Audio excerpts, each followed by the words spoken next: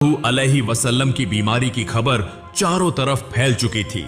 हजरत फातिमा रजी अल्लाहु अन्हा दौड़ती हुई रसूलुल्लाह सल्लल्लाहु अलैहि वसल्लम के घर की तरफ जा रही थी।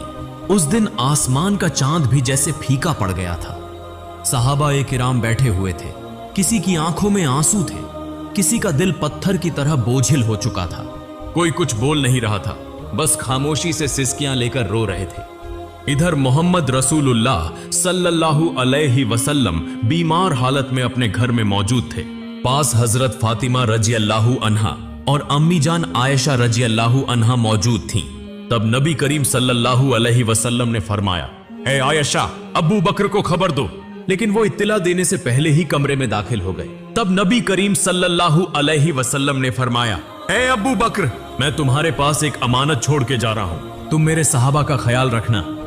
ये बातें हो ही रही थीं कि